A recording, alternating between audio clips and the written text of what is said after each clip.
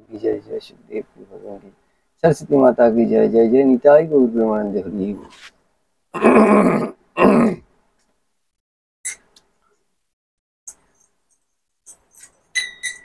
जय श्री कृष्ण चैतन्य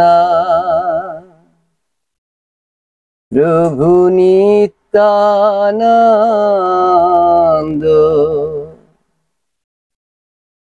श्री अद्वैत गदाधर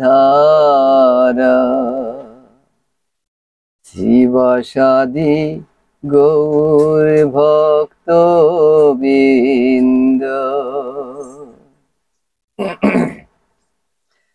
जय श्री कृष्ण चैतन्य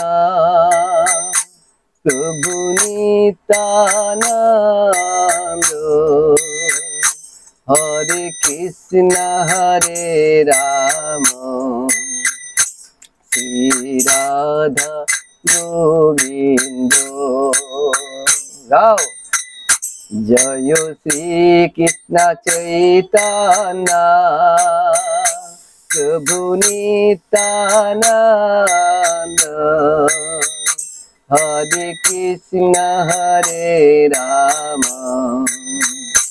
श्री राधा गोविंद।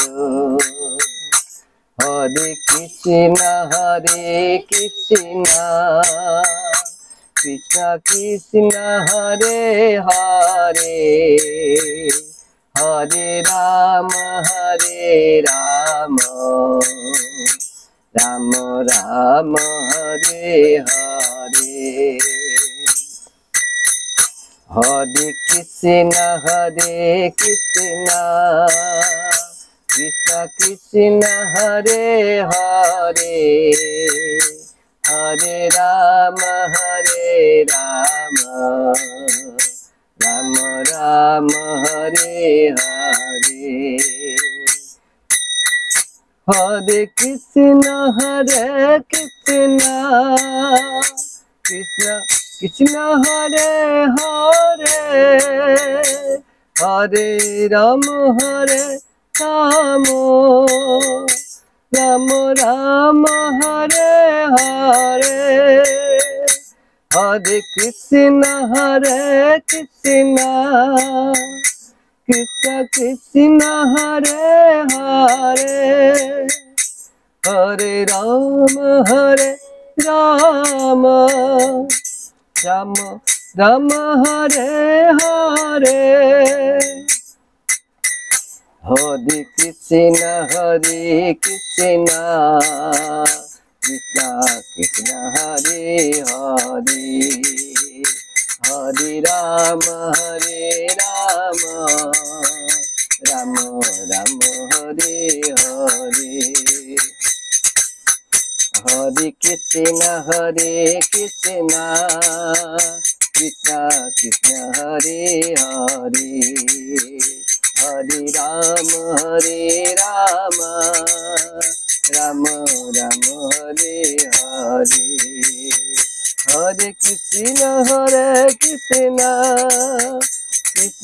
कृष्ण हरे हरे हरे राम राम राम हरे हरे। हरे कृष्ण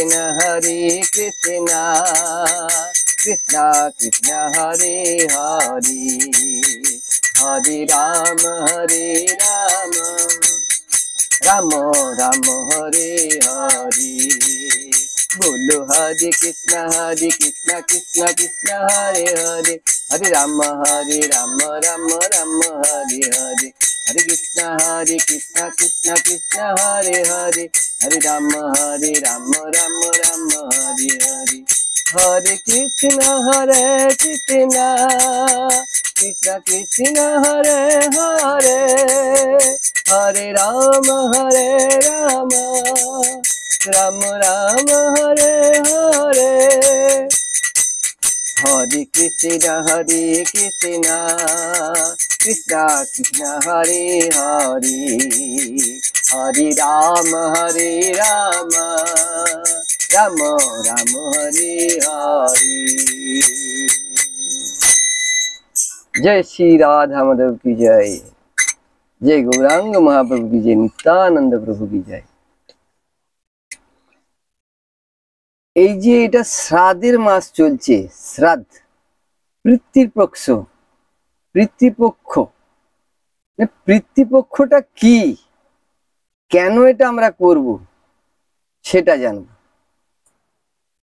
পিতৃপক্ষটা হলো যে পূর্বপুরুষের উদ্দেশ্যে মঙ্গল কামনা করা,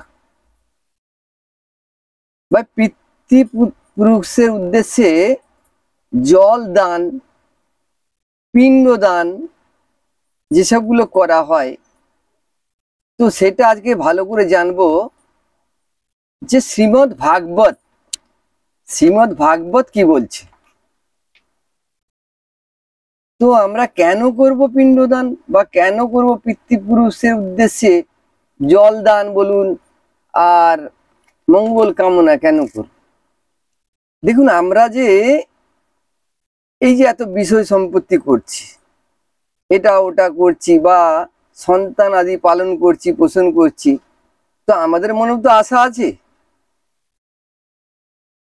কি আমার পুত্র, আমার নাতি তো আমাদের উদ্দেশ্যে কিছু করবে যাতে আমার উদ্ধার হয়, নাকি? তো আমাদের পূর্বপুরুষ যারা, তেনাদের মধ্যেও আশা আকাঙ্ক্ষা থাকে। তিনারা এখন যে পর্যায়ে আছেন, ধরুন যেখানেই থাক, যেমন ভাবেই থাক, তো তেনাদের মঙ্গল হোক। তো সেই পূর্বপুরুষরা এই শ্রাদ্ধের মাসে, এই মাসের মধ্যে 15 দিন ছুটি পান সেখান থেকে, যে আমার উদ্দেশ্যে যদি আমার পূর্বপুরুষরা, মানে আমার পুত্র নাতি পুতি সন্তান আদি, তারা আমার উদ্দেশ্যে কি করছে, তো জল দান করুক বা আমার উদ্দেশ্যে কিছু ক্রিয়া করুক, কর্ম করুক, তো এটা তারা চায়, আশা করে থাকে। তো সেটা যদি আমরা না করি, আমরা যদি সেটা না করি, ধরুন এই শ্রাদ্ধের ক্রিয়াকর্ম, তো তাহলে তেনারা কিন্তু নিরাশা হয়ে যাবেন, যে আর কিছু যেটা আশা করে দৌড়ে আসবেন, অনেক দূর পথ অতিক্রান্ত করে সেই জায়গাতে আসতে হয় কি আমার উদ্দেশ্যে কেউ দান করেছে কিনা। যেমন আমরা এখন ফোনের যুগ হয়ে গেছে, আগে কি একটা পত্র, একটা চিঠি পাওয়ার জন্য পিয়নের কাছে দৌড়াই, তো গিয়ে দেখি পিয়নকে আমরা বলি চিঠি আছে কিনা, তো চিঠি যদি না থাকে আমরা ভাবি না, দুঃখী হয়ে যাই। যদি চিঠি থাকে আমরা খুব খুশি হয়ে যাই। তদ্রূপ আমাদের কাছে কিছু পাওয়ার আশায় পূর্বপুরুষরা আছে, যদি আমরা জল দান বা তাদের উদ্দেশ্যে কোনো কিছু ভগবানের কাছে নিবেদন না করি, তো তারা কিছু পাবেন না, তো তারা ওখান থেকে এসে নিরাশ হয়ে যাবেন। তাদের মনের মধ্যে ক্ষোভ, আশা আকাঙ্ক্ষা, দুঃখ থেকে যাবে। তেনারা যে আমাদের জন্য অনেক কিছু করে গেছেন পূর্বপুরুষরা, তো তাদের উদ্দেশ্যে আমাদেরও কর্তব্য কিছু করা। আমরা যে এই বছরে একটা দিন ওনাদের উদ্দেশ্যে কৃপা প্রার্থনা করি ভগবানের কাছে, ভগবানের কাছে ভোগ নিবেদন করি, তাহলে ওরা সারা বছর ওইখানে পেতে থাকবেন। তাই আসুন শ্রীমদ্ ভাগবত কি বলছে। এটা শ্রীমদ্ ভাগবতের মাহাত্ম্যের চতুর্থ পঞ্চম অধ্যায়ের যে বলেছেন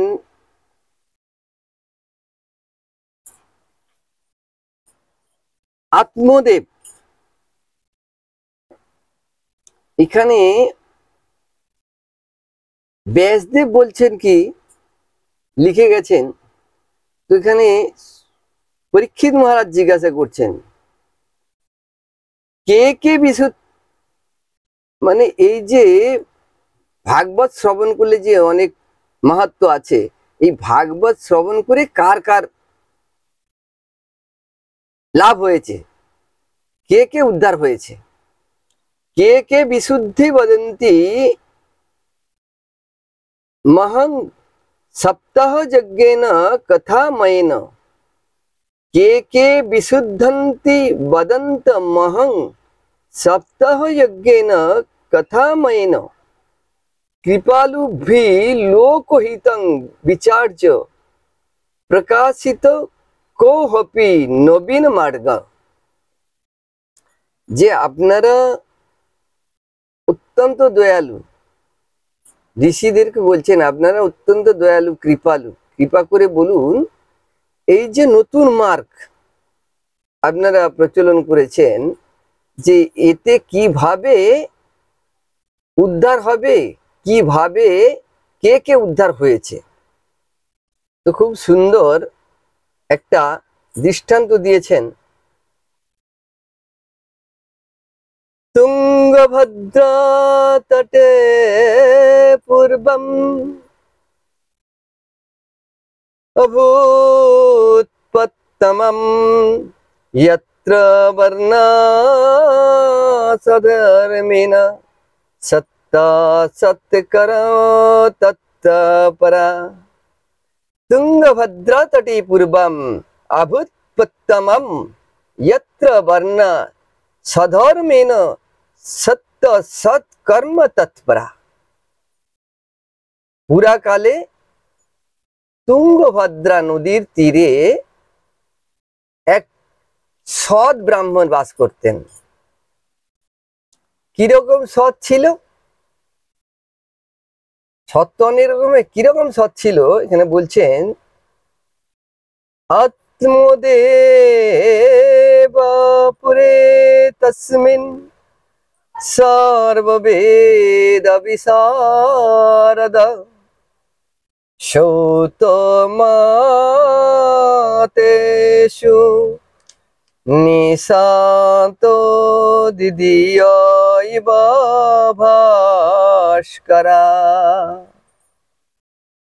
আত্মদেব পুরে তস্মিন সর্ববেদ বিশারদ সৌতস্মাতেষু নিশান্তো দ্বিতীয় ইব ভাস্কর।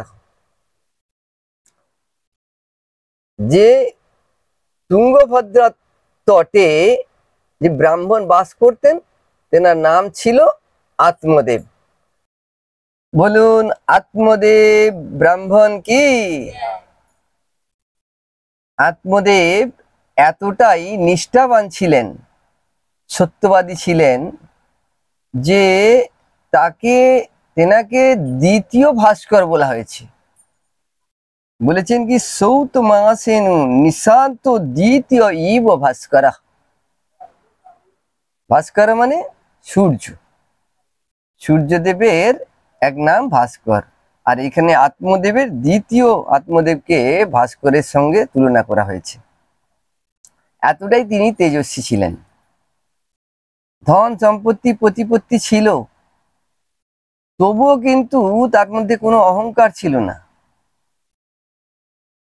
তিনি দান ধ্যান খুব সুন্দর করতেন, কিন্তু তেনার কোনো সন্তান সন্ততি না হওয়াতে ভীষণ দুঃখিত ছিলেন, মনের মধ্যে দুঃখিত ছিলেন। আর সেই আত্মদেবের একটা স্ত্রী ছিল যার নাম ছিল ধুন্দুলি। সেই ধুন্দুলি কেমন ছিল? সবাক্য স্থাপিকা নিত্যং সুন্দরী সুকুলোদ্ভবা। কেমন ছিল? সবাক্য স্থাপিকা নিত্যং সুন্দরী সুকুলোদ্ভবা। মানে তিনি খুব সুন্দরী ছিলেন এবং গৃহ কার্যের খুব সুন্দর করতেন এবং গৃহের জন্য সুন্দর স্ত্রী ছিলেন তিনি। কিন্তু তেনার স্বভাব কেমন ছিল? সুরাচ গৃহকৃত্যেষু কৃপণ কলহ প্রিয়া। বলছেন সেই আত্মদেবের স্ত্রীর স্বভাব কেমন ছিল? এখানে বলছেন সুরাচ গৃহকীর্তেষু কৃপণা কলহ প্রিয়া, মানে গৃহের কার্যে খুব সুন্দর ছিলেন কিন্তু খুব কৃপণ ছিলেন, আর ঝগড়াটিও খুব ছিলেন। সবার সঙ্গে কিভাবে ঝগড়া করতে হবে সেটার দিকে খুব এক্সপার্ট ছিল। সেই আত্মদেবের স্ত্রীকে নিয়ে আত্মদেব ওখানে নদীর তীরে বসবাস করতেন, কিন্তু তাদের কোনো পুত্র সন্তান কন্যা সন্তানও ছিল না। তারা মনের মধ্যে থেকে খুব দুঃখী ছিলেন এবং পুণ্য কার্য করার জন্য তেনারা খুব সুন্দর কি করতেন, দান ধ্যান, পূজা আচার, গোদান, স্বর্ণদান, ভেড়া দান, তো তেনারা খুব সুন্দর দান ধ্যান করতেন পুত্র পাওয়ার জন্য, কন্যা পুত্র সন্তান সন্ততি পাওয়ার জন্য। কিন্তু তারা এত ভূমিদান সবকিছু করেছেন, না পাওয়াতে ভীষণ দীর্ঘ কয়েক বছর কেটে গেল, কিন্তু কোনো সন্তান সন্ততি না হওয়াতে খুব দুঃখী হয়ে গেলেন। একদিন আত্মদেব করলেন কি, মনের দুঃখে গৃহ পরিত্যাগ করে বিষয় আসক্তির ভোগের বাসনা ত্যাগ করে দিয়ে বনগমন করলেন।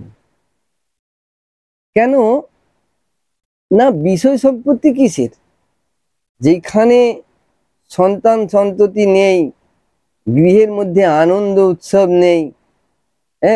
নিজেদের সন্তান থাকলে আমরা সন্তানদের নিয়ে কত আনন্দ করি, তো যার সন্তান না থাকে তার মনে কতটা কষ্ট হয়, দুঃখ হয়, তিনিই বুঝতে পারেন।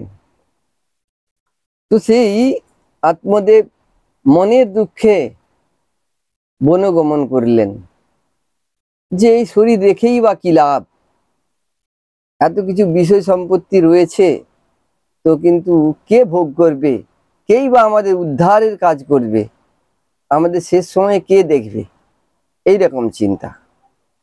কিন্তু আমরা এটা চিন্তা করি না, শেষ সময় দেখার জন্য কিন্তু ভগবান, কেন না আমরা সেটাকে বিশ্বাস করতে পারি না। তাই সন্তান সন্ততি কজনকে কাজে কে দেখছে, আর যদি কারো দেখেও, ধরুন সন্তান ভালো কিন্তু পিতার আগেই সন্তানগত হয়ে গেল, এমনও তো হয়। তাহলে কিভাবে সন্তান কি পিতার সেবা শুশ্রূষা করতে পারবে? পারবে না। তদ্রূপ আমাদের অত আশা করার দরকার নেই। ভগবান যা দিয়েছেন, যেখানে রেখেছেন, সেটাতে যদি আমরা সন্তুষ্ট হতে পারি তাহলে কোনো দুঃখই থাকে না। কিন্তু আমরা মানুষরা খুব আশাবাদী। তো এই মৃত্যু উদ্দেশ্যে এইগুলো না বললে নয়, এগুলো তো বলতে হবে, এগুলো না বললে আপনার বোঝানো যাবে না ঠিক জায়গায় যে ভাগবত কি বলছে। তো তিনি বনগমন করেছেন, আর খুব ক্ষুধার্ত বা ক্লান্ত হয়ে গিয়ে একটি সরোবরের তীরে উপস্থিত হলেন, আর সেই সরোবরের জল পান করে তিনি বৃক্ষের ছত্র ছায়া গিয়ে উপবেশন করলেন। সেখানে বসে একটু বিশ্রাম করছেন, এমন সময় দেখলেন এক সাধু মহাত্মান এসে সেখানে উপস্থিত হয়েছে। আর সাধু মহাত্মা সেই সরোবরের জল পান করে যেতে লাগলো, যেই তো ছুটে গিয়ে আত্মদেব তাকে ভুল লুণ্ঠিত হয়ে প্রণতি যাপন করলেন। দেখুন, কোনো মহাত্মাকে দেখলে ভূমিষ্ঠ প্রণাম করা উচিত। কেন না, সাধু বৈষ্ণব ঋষি মুনি ঋষিরা এমনই হয় যে দর্শনে পবিত্র করো এই তোমার গুণ। গঙ্গাতে গিয়ে স্নান করলে, গঙ্গাতে যেতে হবে, সেইখানে গিয়ে স্নান করলে তবে পবিত্র হওয়া যাবে। কিন্তু কোনো রাস্তাতে আপনি যদি সাধু ঋষি দর্শন করেন, দর্শন করা মাত্রই আপনি পবিত্র হয়ে যাবেন, কিন্তু হৃদয় থেকে তাকে সম্মান জানাতে হবে। জরুরি নেই তার কাছে গিয়ে সম্মান জানানো, আপনি দূর থেকেও সেই সাধু ঋষিকে সম্মান প্রকট মানে জানান। হ্যাঁ, এবার প্রণাম করুন দূর থেকেই, তার চরণে গিয়ে প্রণাম করতে হবে সেটাও নয়, দূর থেকে আপনি প্রণাম করুন, তার ফল পেয়ে যাবেন। তো আত্মদেব গিয়ে সেখানে সাধু মহারাজকে প্রণাম করলেন, আর প্রণাম করে কাঁদতে আরম্ভ করে দিয়েছে। তো সেইখানে মহাত্মা বললেন, কে তুমি, আরে এইভাবেই বা ক্রন্দন করছো কেন, তোমার কষ্ট কি দুঃখ কি খুলে আমাকে বলো, যদি আমি তোমার কিছুটা লাঘব করতে পারি তোমার দুঃখের। তো আত্মদেব নিজের দুঃখের কথা ব্রাহ্মণকে খুলে বললেন, কি বলবো মহাত্মান, আর আমি খুব দুঃখী। কেন, আমার বাড়িতে ধন সম্পত্তি ঐশ্বর্য প্রচুর, কিন্তু সেটা ভোগ করার মতো কেউ নেই, সন্তান সন্ততি কেউই নেই। আমি আর আমার স্ত্রী বসবাস করি, একটা গাভী নিয়ে এলাম অনেক আশা করে, সেই গাভীটিও বন্ধা হয়ে গেল, গাভীটিরও বাচ্চা হয়নি। আমি যে কোনো গাছ লাগাই তাতে ফুল আসে না, ফল আসে না, এমনকি পাড়া প্রতিবেশীরা আমার মুখ দেখলেও তারা মুখ ফিরিয়ে নেয়। আর যে আমি পূর্বপুরুষের উদ্দেশ্যে জল অঞ্জলি দিই, তেনারাও সেটা গ্রহণ করেন না। তাই মনের মধ্যে এত দুঃখ ক্ষোভ, আমার আর ভালো লাগে না। তাই তো আমি মনে মনে স্থির করেছি, এ মনুষ্য জনম কি কাজের, যার হাতে কারো সেবা হবে না। তাই মনে মনে স্থির করেছি, আমি এই দেহ না রেখে এই দেহ বিসর্জন দেব। তখন আত্মদেবকে সেই সাধু খুব সুন্দর উপদেশ করলেন, বললেন, তোমার যে ললাটে দেখছি, সাধু মহারাজরা যোগী ঋষিরা ললাট লিখন ব্যাখ্যা করতে পারে, খুব সুন্দর ললাট লিখন পড়ে বলতে পারেন আপনার ললাটে কি লেখা আছে। হরিবোল হরিবোল। যে ললাটে কি লেখা আছে সেগুলো সাধু মহারাজরা দেখে বলতে পারে নাকি। তো সাধু মহারাজ বলছেন যে দেখো, তোমার এ জন্ম কেন, তোমার সন্তান হবেই না এখন, যে তুমি সন্তানের আশা পরিত্যাগ করো। সন্তান কি, আজ আছে সন্তান, যদি সন্তান সুসন্তান হয় তাহলে খুব ভালো লাগবে, যদি কুসন্তান হয় তাহলে সেই সন্তান থেকে কিভাবে আপনি রেহাই পাবেন, তখন সেটার জন্য আপনি ব্যস্ত থাকবেন। আজকে আপনি নিজের আত্মবিসর্জন দেওয়ার জন্য ব্যস্ত হচ্ছেন সন্তান নেই বলে, আর সন্তানের জায়গায় কুসন্তান যদি আসে তাহলে আপনি সেই সন্তান থেকে কিভাবে ছুটকারা পাবেন সেটাও আপনি তখন দৌড়াদৌড়ি করবেন, চিন্তা করবেন। তাই বলছে, শ্রীণু বিপ্রময়া তে হদ্দ প্রারব্ধং তু বিলোকিতম সপ্ত জন্মাবধি তব পুত্র নেই বচ নেই বচ। ওহে বিপ্র, তোমার ললাট লিখন দেখে আমি জানতে পারলাম শুধু এ জন্ম কেন, সপ্ত জন্ম অবধি তোমার কোনো পুত্র সন্তান হবে না। যেই না এটা শুনেছে ব্রাহ্মণ তো হাউ হাউ করে কাঁদতে আরম্ভ করে দিয়েছে, আমার তাহলে কি হবে উপায়, আপনি কি ঠিক করে একটা ব্যবস্থা করে দিন। বলে তো সাধু মহাত্মার চরণ দুটো জড়িয়ে ধরেছেন, ছাড়তে চাইছে না।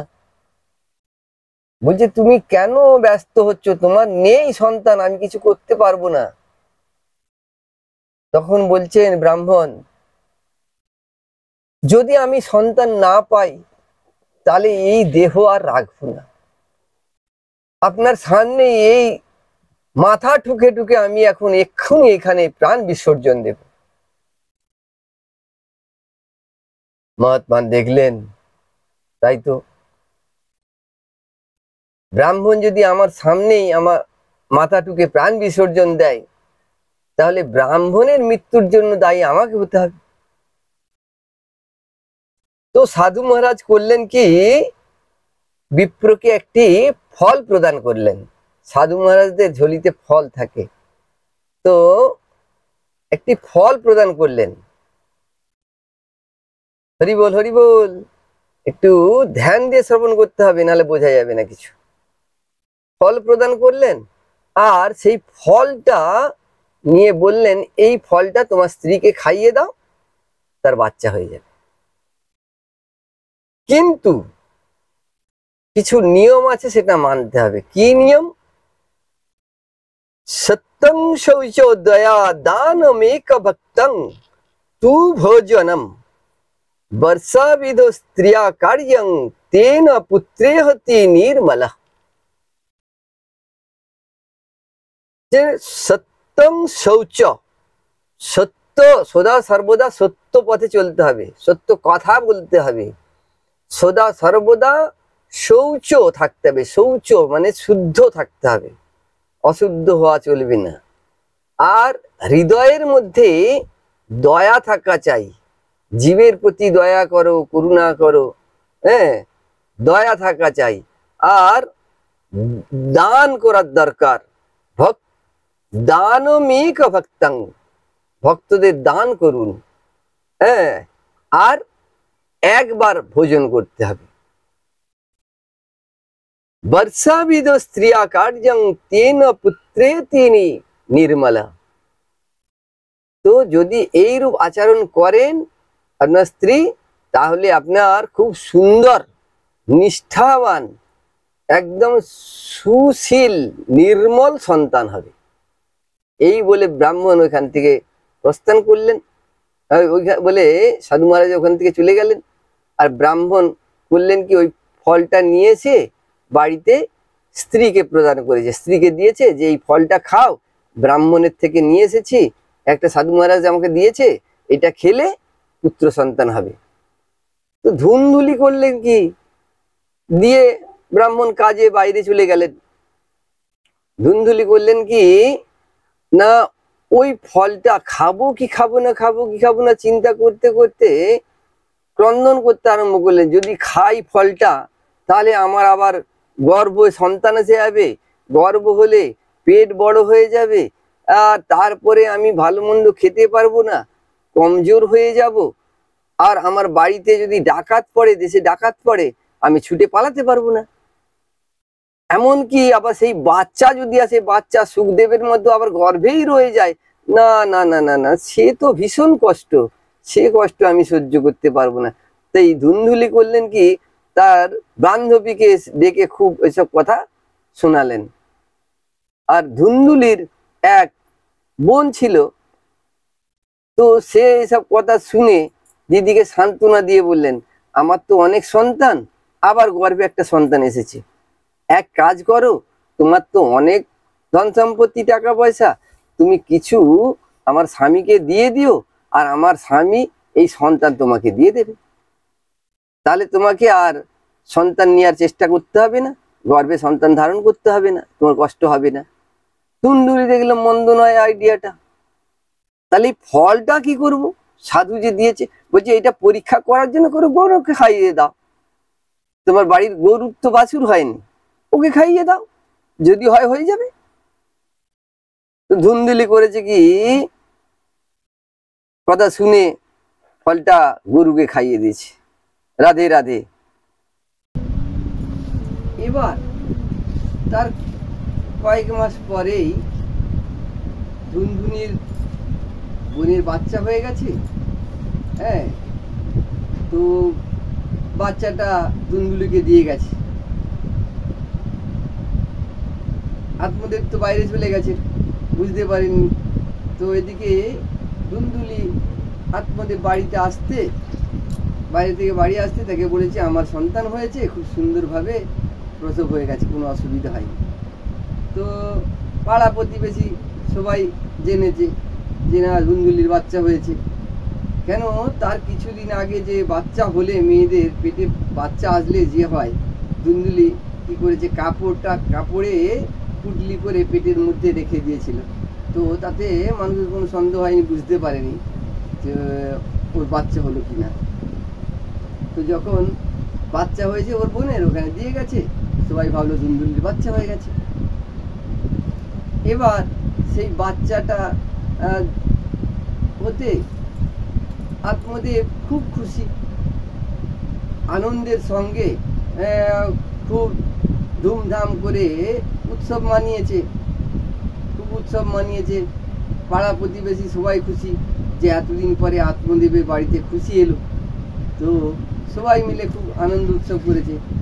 তার 3 মাস পর ওই গরুটাকে যে ফল খাইয়েছিল, গরুর পেট থেকে একটা বাচ্চা হয়ে গেছে। সবাই আরো খুশি, আত্মদেব তো খুব ভাগ্যশালী, হ্যাঁ, নিজের স্ত্রী থেকে একটা সন্তান হলো, আবার গরুর পেট থেকেও একটা সন্তান হলো, গরুর পেট থেকে মানুষের বাচ্চা বেরিয়েছে। সাধু ঋষির প্রদত্ত ফল অভিমন্ত্রিত করে দিয়েছেন, বাচ্চা হবে, সন্তান হবে। তো সাধুর যে কথা, সাধু মহাত্মাদের কথা কখনো বিফলে যায় না, যা বলবেন সেটা হবেই হবে। আমি ভালো কর্ম করলে আপনাকে যদি সেই ভালো আশীর্বাদ দিতে ভালো হবে, আপনি যদি খারাপ কিছু করে থাকেন আপনাকে অভিশাপ দেবে, সেও করবে। সাধু ঋষি মহাঋষিদের থেকে একটু দূরেই থাকা ভালো। কেন, কখনো বিশ্বাস নেই কোন ভুল ত্রুটি হয়ে যাবে, কোন অপরাধ হয়ে যাবে। এটা লক্ষ্মী মাতা ভালো জানতেন, লক্ষ্মী, নারায়ণের স্ত্রী লক্ষ্মী। তো সেদিকে যাব না, সেই প্রসঙ্গে অনেক দূর চলে যাব। তো এদিকে গরুর পেট থেকে একটা বাচ্চা হয়ে গেছে। আত্মদেব যখন পুত্র সন্তানটা হলো, খুব সুন্দর নাম রাখার চেষ্টা করলেন। তো ধুনদুলি বললেন না, নাম রাখার আমি রাখব, আমি বাচ্চার জন্ম দিয়েছি, আমি ওর মা, আমি আমার নামের সঙ্গে ওর নাম মিলিয়ে রাখবো। আমার নাম ধুনদুলি, আমার ছেলের নাম হবে ধুন্দুকারী। তো ছেলের নাম রেখেছি ধুন্দুকারী। ধুন্দুকারী মানে কি, যে সকলকে মানে অন্ধকারের মধ্যে চলে, ধুন্দু অন্ধকারের মধ্যে মানে রেখে সকলকে চলে, যে চিটিং করে বেড়ায়, তারই নামে ধুন্দুকারী। খুব কর্ম করে যে, তার নাম হলো ধুন্দুকারী।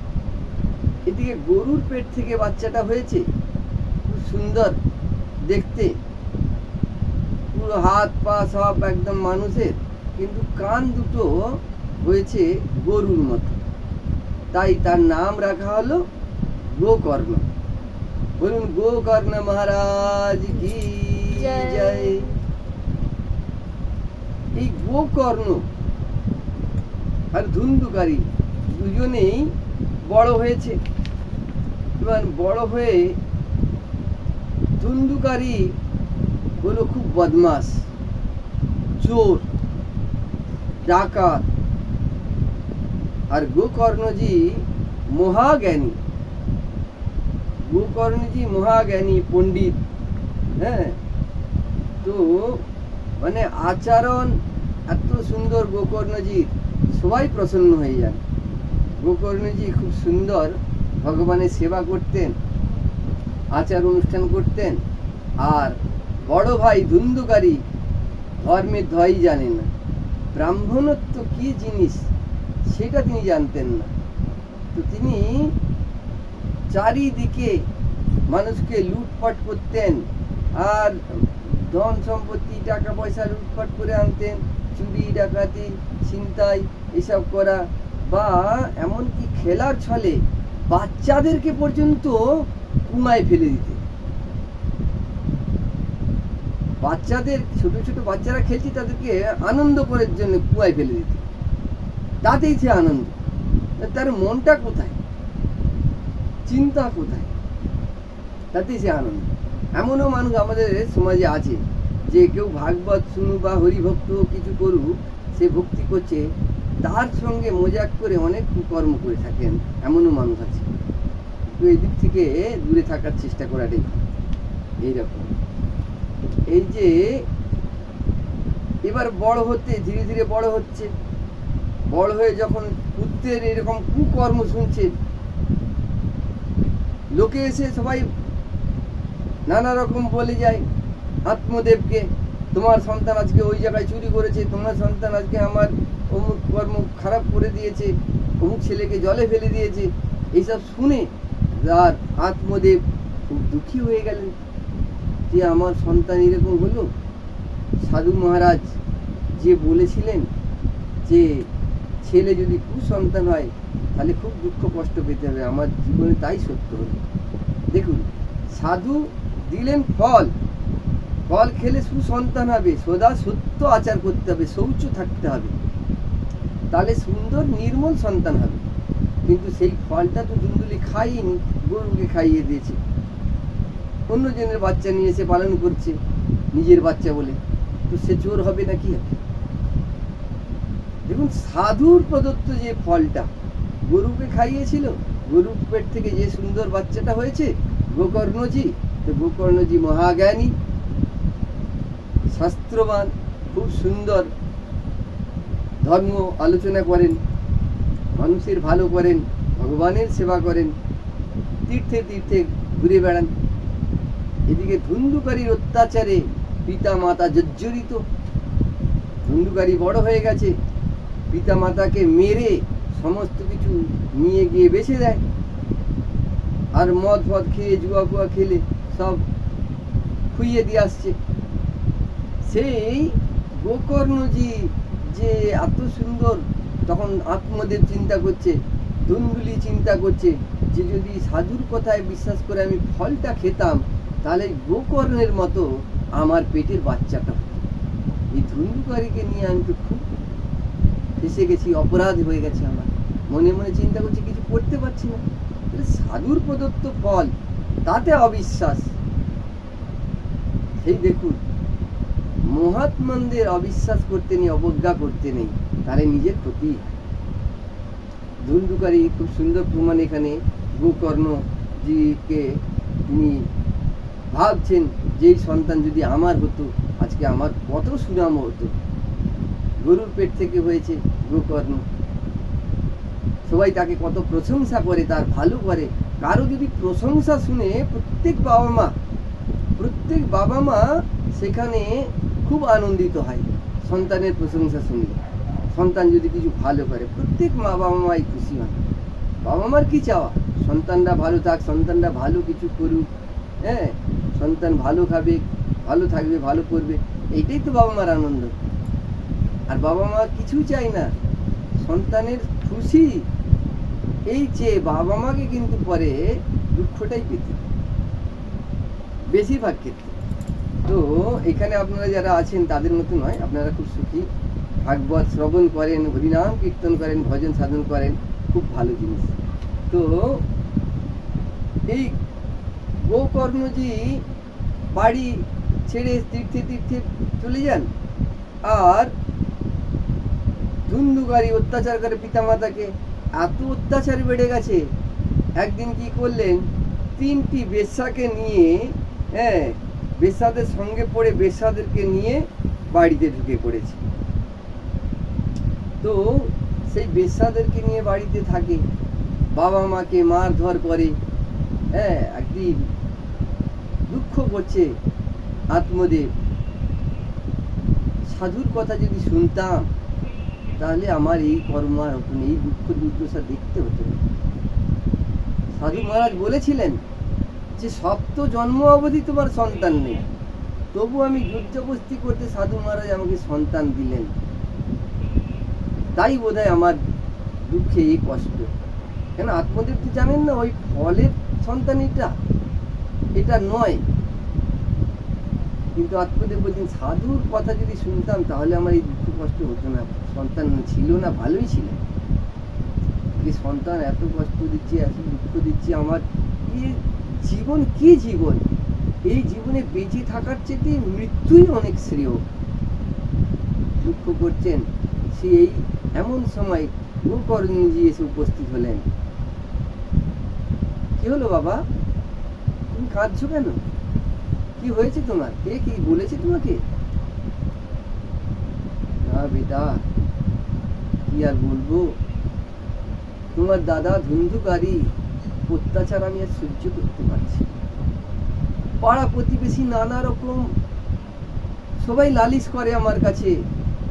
ধুন্ধুকারী চুরি করেছে, ধুন্ধুকারী ডাকাতি করেছে, ধুন্ধুকারী মদ খেয়ে ওই অত্যাচার করছে, কাউকে মারছে, সন্তানদেরকে, কারো সন্তানকে কুয়ার মধ্যে ফেলে দিচ্ছে। এই যে এত লাঞ্ছনা গঞ্ছনা সহ্য করতে হচ্ছে আমাকে, এই জীবন এই লাঞ্ছনা গঞ্ছনা সহ্য করার জন্য কি আমি সন্তান জন্ম দিয়েছি? এই জীবনে আমার আর সহ্য হচ্ছে না, মনে হয় আজকেই আমি মারা যাই, এই জীবন আত্মহত্যা করে দিই, এই জীবনকে আমি না রাখি। ধুন্ধুকারী এই অত্যাচারে পিতা খুব অসন্তুষ্ট। এদিকে গোকর্ণজি মহারাজ খুব সুন্দর উপদেশ করলেন, বাবা এই জীবন তোমার আমার নয়, এটা ভগবানের প্রদত্ত জীবন। এটা একটা গৃহ, এই গৃহতে কে বাস করছে? এই দেহটা আমাদের হচ্ছে একটা গৃহ, এই গৃহতে পরমাত্মা বিরাজ করছেন। এটাকে নষ্ট করার কোনো অধিকার আমাদের নেই, এটাকে নষ্ট করার কোনো অধিকার আমাদের নেই। এটাকে সুন্দরভাবে লালন পালন করতে হয়। এটা হলো ভাড়ার ঘর। যে কোনো ভাড়ার ঘরকে আপনি যদি কারো গৃহে ভাড়াতে আছেন, সেই ঘরটা চট করে আপনি ভেঙে দিতে পারবেন? পারবেন না। কেন? ওই ঘরটা আপনার নয়, এই ঘরটা ভাড়ার। তদ্রূপ এই দেহটাও আপনার নয়। গোকর্ণজি পিতাকে উপদেশ করছেন, এই দেহরূপী গৃহটা আপনার নয়, এটা ভগবানের প্রদত্ত, তাই সেটা নষ্ট করার অধিকার আমাদের নেই। একমাত্র আমাদের কর্ম কি? খুব সুন্দর করে ভজন সাধন করুন, ভাগবত অধ্যয়ন করুন, ভাগবত শ্রবণ করুন, কীর্তন করুন, ভগবানকে ভোগ লাগিয়ে প্রসাদ পান। এটাই হবে আমাদের মূল কর্ম।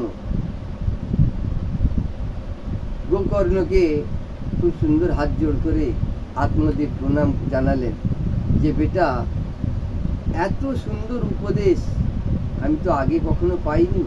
আমি মূর্খ, আমি বুঝতে পারিনি।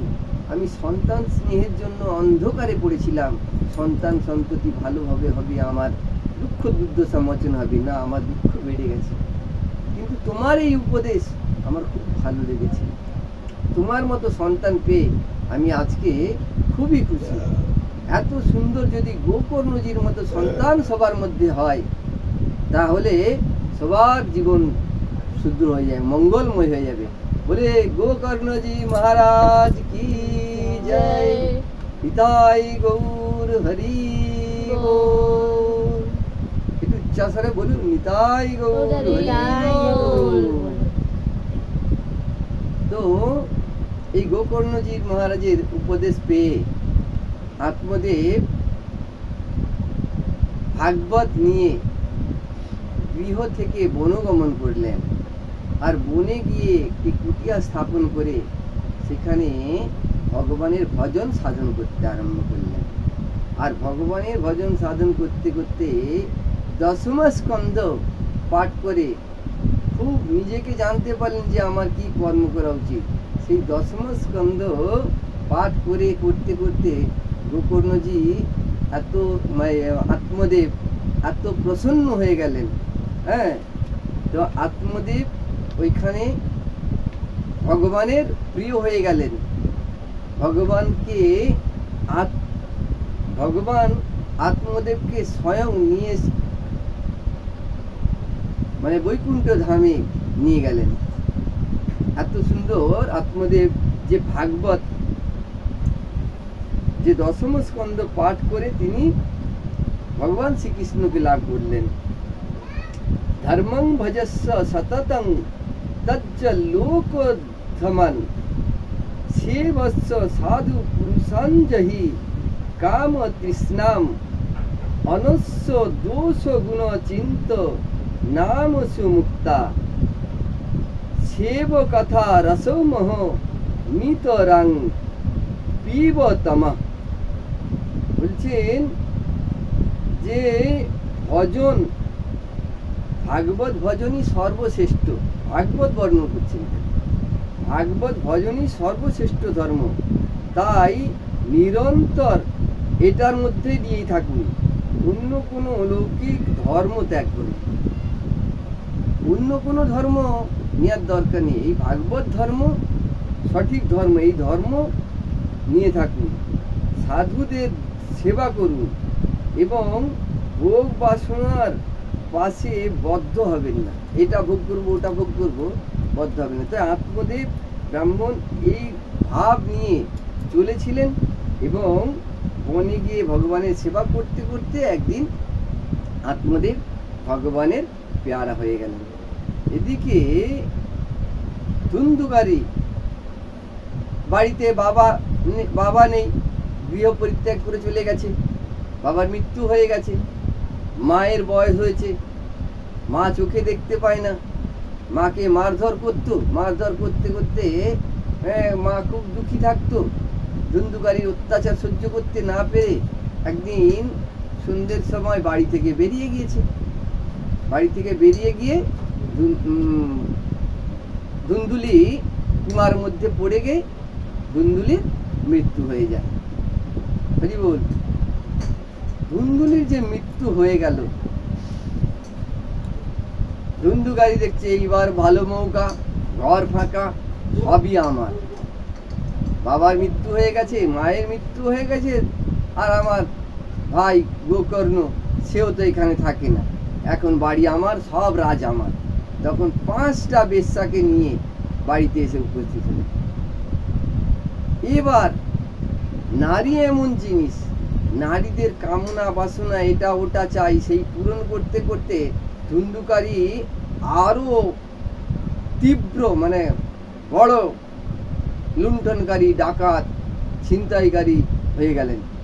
5টা বেশ্যার মনোবাঞ্ছা পূর্ণ করতে হবে, কার সোনার জিনিস, হীরার জিনিস, কাপড় চুপুর গহনা দিয়ে আনতে হবে, এইসবের জন্য কুকর্মে আরো লিপ্ত হয়ে গেলেন। তো এত কামনা বাসনা সবাই তো পূর্ণ করতে করতে একদিন ধুন্ধুকারী রাজবাড়িরও ডাকাতি করলেন। তো ডাকাতি করে অনেক ধন সম্পত্তি লুট করে নিয়ে এসেছে 1 বছর পর। হ্যাঁ, নিয়ে এসে সবাইকে দিয়েছে, 5টা বেশ্যাকে দিয়েছে। বেশ্যারা চিন্তা করছে যে আমাদের কামনা বাসনা পূর্ণ করার জন্য এ তো অনেক চুরি করে নিয়ে এসেছি, তো আজ নয় কাল রাজার লোকেরাকে খুঁজতে খুঁজতে এখানে আসবে, তাহলে একে ধরা পড়লে তো আমার দিকেও মার খেতে হবে। অতএব এক কাজ করো, ধন সম্পত্তি সব আমরা লুটিয়ে নিই, একে মেরে দাও।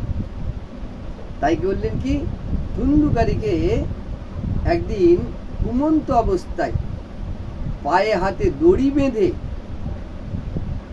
তাকে দড়ি দিয়ে টাঙিয়ে, গলাতে ফাঁস লাগিয়ে টাঙিয়ে দিলেন। তাতেও ধুন্ধুকারীর মৃত্যু হলো না। তখন জ্বলন্ত কোয়লা নিয়ে এসে ধুন্ধুকারীর মুখের ভেতরে চেপে ধরলেন। ভাবুন, যার জন্য চুরি করলো তারাই তার উপর অত্যাচার করছে। অন্ধকার পথ, কুপথ ওই রকমই হয়, সত্যের পথ কখনো খারাপ হয় না। আর নারীকে, প্রত্যেক নারীকে বিশ্বাস করা যায় না। যারা বিশেষ করে এইসব পথের নারী, সেই নারীদেরকে বিশ্বাস করা যাবে না। সেই ধুন্ধুকারীকে বেশ্যারা মেরে কি করলেন না, কবর দিয়ে মাটির মধ্যে পুঁতে দিয়ে ওইখান থেকে ধন সম্পত্তি নিয়ে লুটে চলে গেল গর্তে পুঁতে দিয়ে। কিন্তু বুদ্ধিমান মানুষরা যারা, তারা কিন্তু এই দুষ্টাদের নারীদের কখনো বিশ্বাস করতে চায় না, দুষ্ট নারীদের কখনো বিশ্বাস করতে নেই। কেন, কোন মুহূর্তে তারা যে বিশ্বাসঘাতকিনী হবে সেটা কেউ বলতে পারবে না। নারীরা ডোবাতেও পারে আর জাগাতেও পারে, ওঠাতেও পারে। তো এদিকে ধুন্ধুকারীর কুকর্মের ফলে ধুন্ধুকারী পেটজনি প্রাপ্ত হল। ধুন্ধুকারী পেটজনি প্রাপ্ত হলো কেন, অত কুকর্ম করেছে তাই পেটজনি প্রাপ্ত হলো। পেটজনি প্রাপ্ত হয়ে খুব অত্যাচার করে গ্রামের বুকে।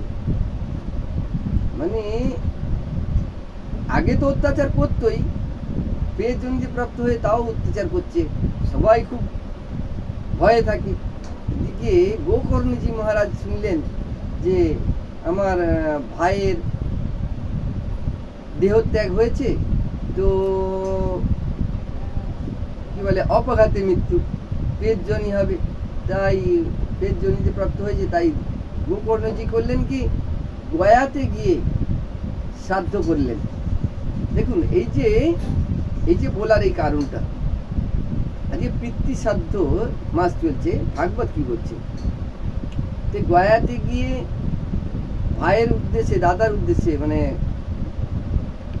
ধুন্ধুকারীর উদ্দেশ্যে পিণ্ডদান করে এসছেন, শ্রাদ্ধ করে এসছেন, করে রাত্রিতে বাড়িতে ফিরেছে, নিজের গৃহে ফিরেছে গোকর্ণজি মহারাজ।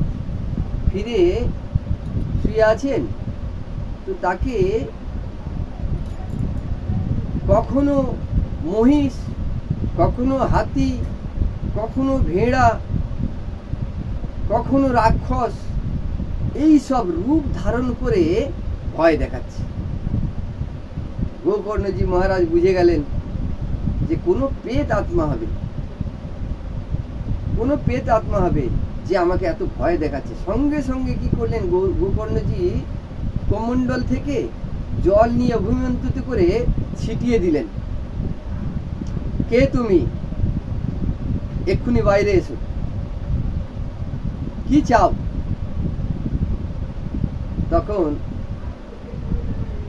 ধুন্ধুকারী বলছেন, অহং ভ্রাতা তদীয়স্মি ধুন্ধুকারিণাম তো স্বকীয়নৈব দোষেন ব্রহ্মত্তং নাশিতং ময়া।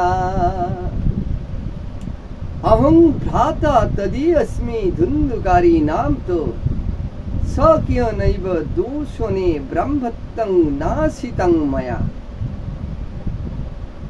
প্রেত বলল, ভ্রাতা আমি তোমার ভাই ধুন্ধুকারী। ধুন্ধুকারী তুমি, তোমার এই অবস্থা? হ্যাঁ ভ্রাতা, অনেক কুকর্ম করেছি, সেই জন্য আমার এই অবস্থা। কিন্তু তোমার উদ্দেশ্যে তো আমি গয়াতে গিয়ে পিণ্ডদান করে এসেছি, তা তো তোমার উদ্ধার হয়নি। ধুন্ধুকারী বলছে, গয়া শ্রাদ্ধ সতেন আপি মুক্তির মে ন ভবিষ্যতি उपायं परं कं चित्तं विचारय संप्रत्तम। गया श्रद्ध सतेनपि मुक्तिर्मे न भविष्यति उपायं परं कं चित्तं विचार संप्रत्तम। वेद নিজে বলছে, ভ্রাতা শত গয়া শ্রাদ্ধ করলেও, গয়া পিণ্ডদান করলেও আমার উদ্ধার সম্ভব নয়। দেখুন প্রেত নিজে বলছে, এখানে ভাগবত বলছেন যে শত গয়াতে শ্রাদ্ধ করলে, পিণ্ড দান করলেও উদ্ধার সম্ভব নয়। তখন ধুন্ধুকারীর পেট নিজে বলছে যে শত গয়ায় শ্রাদ্ধ করলেও আমার মুক্তি হবে না। তাহলে গয়াতে পিণ্ডদান হচ্ছে, এই যে আজকে এখন শ্রাদ্ধের মাইনা চলছে, যে পিণ্ডদান হচ্ছে, তো পিণ্ডদানে কি মুক্তি হবে? কিন্তু ভাগবত বলছে যে শত গয়ায় শ্রাদ্ধ করলেও, পিণ্ডদান করলেও আমার মুক্তি নেই। পেট নিজে বলছে ধুন্ধুকারী। তো তখন গোকর্ণজি বললেন, তাহলে ভাই তোমার তো উদ্ধারের আর কোনো রাস্তাই দেখতে পাচ্ছি না, কিভাবে তোমার উদ্ধার হবে? বলছে, ভাই তুমি একটু কৃপা করে করে দেখো, কেন তুমি সাধক মানুষ, তুমি করলে, চেষ্টা করলে করতে পারো। বলে, ঠিক আছে আমি চেষ্টা করছি, তুমি এখন স্বস্থানে গমন করো, তুমি যেখানে থাকো সেইখানে চলে যাও। তো পেট ধুন্ধুকারী ওইখান থেকে বিদায় নিল। এবার ধুন্ধুকারী গোকর্ণ যে এসে যে রাত্রির অন্ধকারে, পরের দিন সকালে সবাই মিলতে আসছে, কেন গোকর্ণজি সাধু মহারাজ তাকে তার সঙ্গে মিলতে আসছেন। বিদ্বান মহারাজ, সাধু ঋষি, মুনি ঋষিরা সব আসছেন অনেকে দেখা করতে। তো দেখা করতে আসছে, রাত্রিরে ওই ঘটনাটা পুরো তিনি সাধু মহারাজদের সামনে বললেন যে এরকম এরকম ব্যাপার, তাহলে কি করা যায়? তো তেনারা বলছে, আমাদেরও তো কিছু জানা নেই এই ব্যাপারে, গয়ায় পিণ্ড দান করার পরেও পেট উদ্ধার হলো না, তাহলে কি করা উচিত? তখন সবাই মিলে একটা মনস্থির করলেন, এক কাজ করুন, আপনি ভগবান সূর্যদেবের উপাসনা করুন, সূর্যদেবের তপ করুন। সবার কথা অনুযায়ী গোকর্ণজি মহারাজ সূর্যদেবকে খুব সুন্দর তপ করলেন। হ্যাঁ, সূর্যদেবকে প্রথম প্রণাম জানালেন। তো সূর্যদেবকে প্রণাম জানিয়ে বলছেন, ওম জবা কুসুমং শঙ্কাশং কাশ্যপেয়ং মহাধূতিং ধন্তারিং।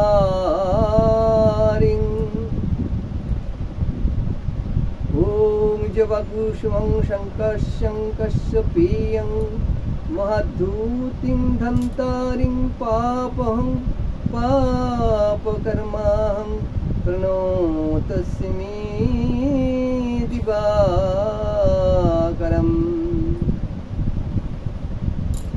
হে সূর্যদেব, প্রকট হও, আমার এই ভ্রাতার কিভাবে এই পাপ কর্ম থেকে মুক্তি পাবে, কৃপা করে আমাকে আদেশ করুন। সূর্যদেব দূর থেকে দৈববাণী করলেন, শ্রীমদ্ ভাগবতার মুক্তি সপ্তাহং বচনং কুরু ইতি সূর্যবাচা সর্বে ধর্মরূপং তু বিসূত্রমা। শ্রীমদ্ ভাগবতার মুক্তি সপ্তাহ বচনং কুরু ইতি সূর্যবচ সর্বে ধর্মরূপং তু বিসূত্তমা। সূর্যদেব দৈববাণী করে দিলেন যে একমাত্র শ্রীমদ্ ভাগবত সপ্তাহ জ্ঞান যজ্ঞের আসর করো, তাতেই ওর মুক্তি হবে। তাহলে বোঝা গেল যে এতে বোঝা যাচ্ছে যে ভাগবত বলছেন শ্রীমদ্ ভাগবত পাঠ পূজা বিধি অনুসারে সপ্তাহ জ্ঞান যজ্ঞের আসর করলে এ থেকে মুক্তি পাবেন। শুনে, হ্যাঁ, এই কথাটা শুনে সবাই মিলে একত্রিত হয়ে, গ্রামবাসীরা মিলে একত্রিত হয়ে খুব সুন্দর ভাগবত জ্ঞান যজ্ঞের আসরের ব্যবস্থা করলেন। আর এই ভাগবত আসরে একটি সপ্ত গ্রন্থিযুক্ত বাঁশ পুঁতে রেখেছেন। ধুন্ধুকারী যখন দিকে ভাগবত গোকর্ণজি মহারাজ খুব সুন্দর ভাগবত পাঠ আরম্ভ করলেন, আর ধুন্ধুকারী বায়ু রূপে এসে ওই বাঁশের মধ্যে কোনো একটা ছিদ্রের মধ্যে গিয়ে ঢুকে ভেতরে বসলেন।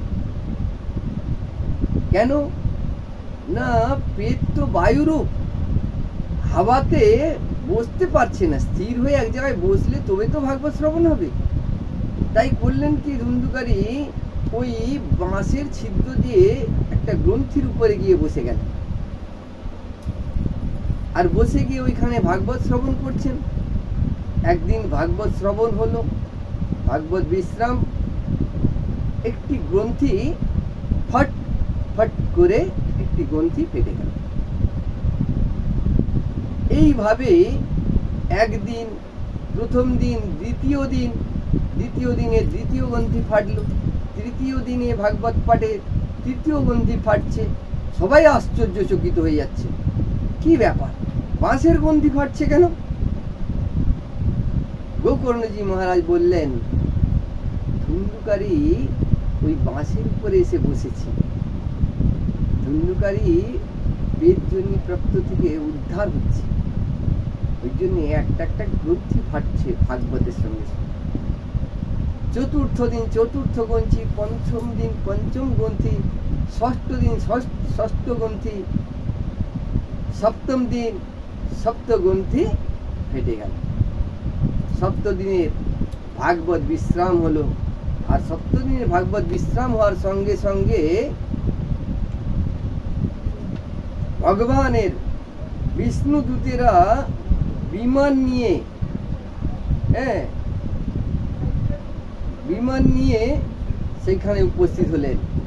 ধুন্ধুকারী বাঁশ থেকে নবঘনশ্যাম রূপ ধারণ করে সামনে এসে দেখা দিল। তার দেহে পীতাম্বর বস্ত্র।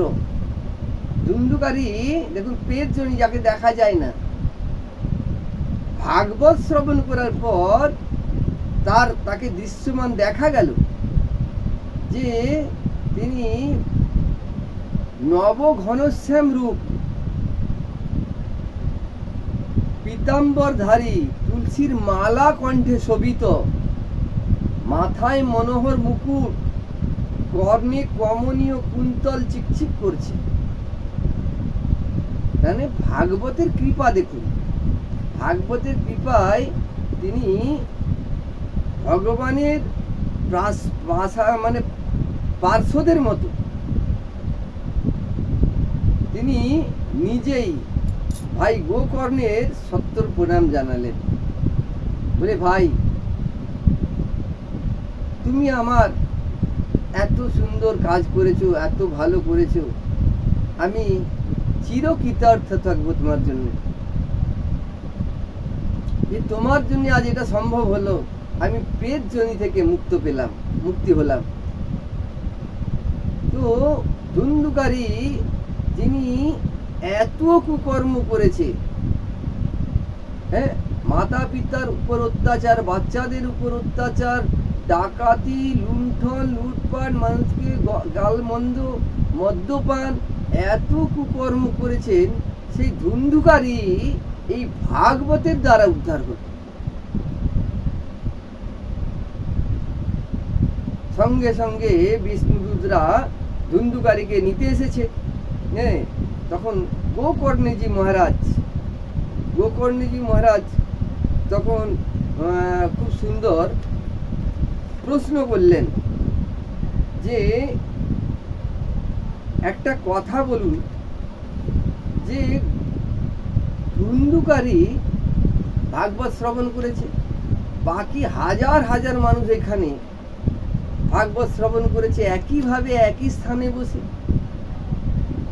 তাহলে ধুন্ধুকারী উদ্ধার পেল, ধুন্ধুকারীর জন্য রথ এলো, বিমান এলো,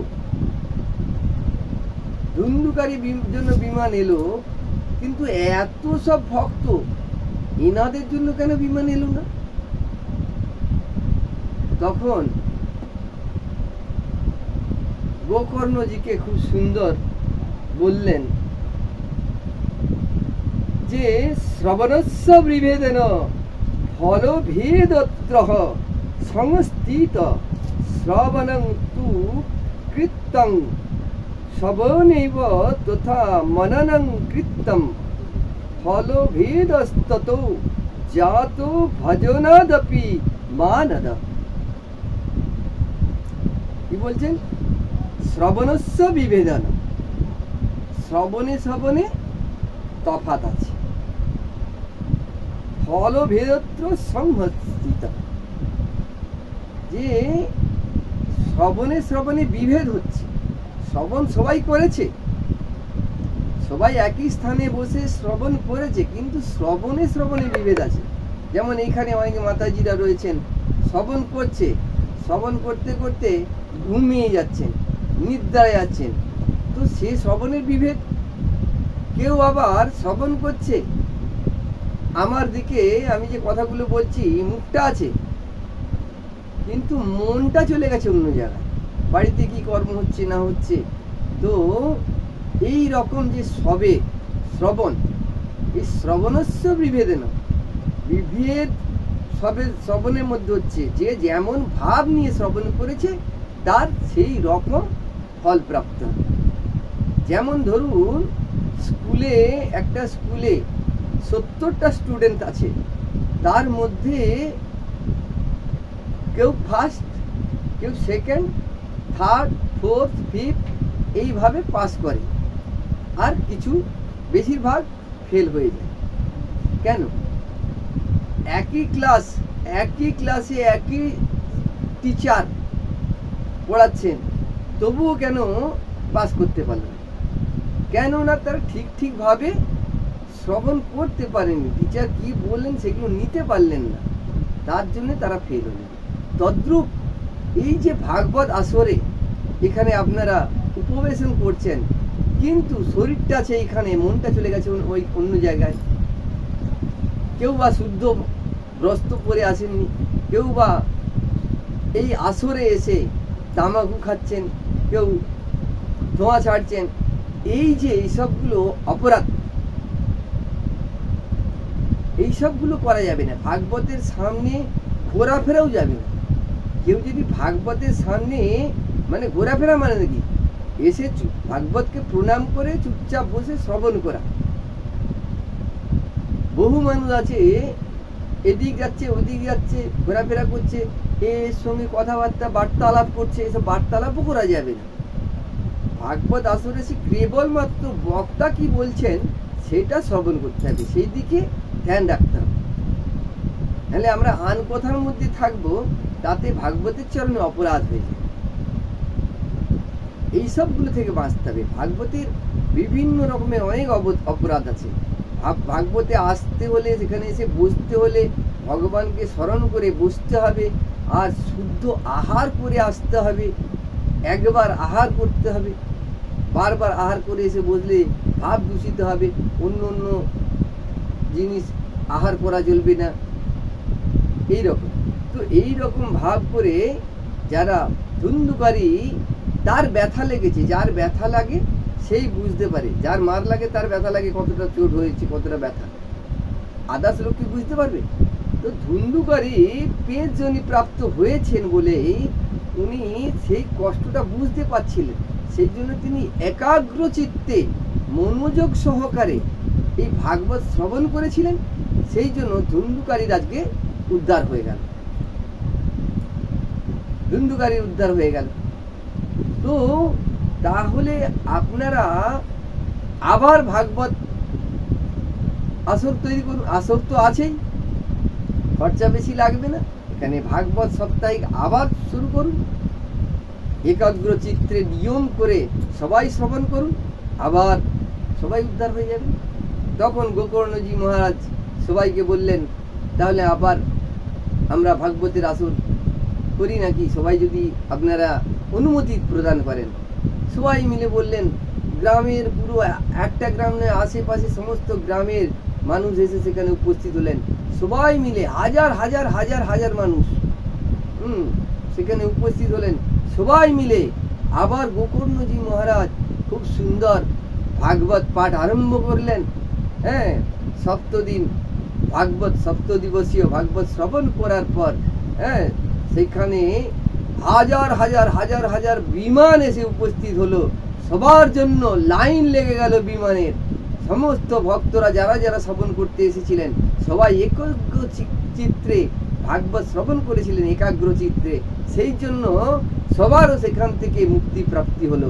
সবাই ওই পুষ্প বিমানে করে আবার নব ঘনশ্যাম রূপ ধরে সবাই ভগবানের ধামে, বৈকুণ্ঠ ধাম প্রাপ্ত হলেন। বলেন গোকর্ণজি মহারাজ কি জয়, পৃথ্বী সাধ্য কি জয়, গোকর্ণজি মহারাজ কি জয়, ধুন্ধুকারী কি জয়। কেন ধুন্ধুকারীজি এখান থেকে প্রেতজনী প্রাপ্ত থেকে মুক্তি পেলেন, সবাই মুক্তি পেলেন। তো আপনাদের কাছে সবার কাছে বিনীত অনুরোধ, আপনারাও খুব সুন্দর করে ভাব করে এইরকম ভাব নিয়ে ভাগবত পাঠ করুন বা শ্রবণ করুন, বা না পারলে কাউকে যারা ভাগবত পাঠ করতে পারেন তাদেরকে গৃহে নিয়ে এসে ভাগবত পাঠ করান। পৃথ্বী সাধ্যের ফল ওইখান থেকে পাওয়া যাবে। ভগবানকে খুব সুন্দর করে ভোগ লাগান, শুদ্ধ ভক্ত দিয়ে ভগবানের কাছে ভোগ লাগান, এবং শুদ্ধ ভক্তের মুখ থেকে ভাগবত কথা শ্রবণ করুন। তাতেই আপনার পিতৃপুরুষের সবার কল্যাণ হবে। জয় নিতাই, জয় গৌর হরি বল। যদি ভালো লাগে কথাগুলো তাহলে এই চ্যানেলটা সাবস্ক্রাইব করবেন এবং লাইক করবেন, আর কমেন্টে জয় নিতাই গৌর হরি বল, জয় রাধেশ্যাম লিখবেন। জয় রাধে। সবাই ভালো থাকুন, পিতামাতার খেয়াল রাখুন, সবাইকে নিয়ে আনন্দে থাকুন, আর আনন্দের সঙ্গে বলুন রাধে রাধে, জয় জয় শ্রী রাধে।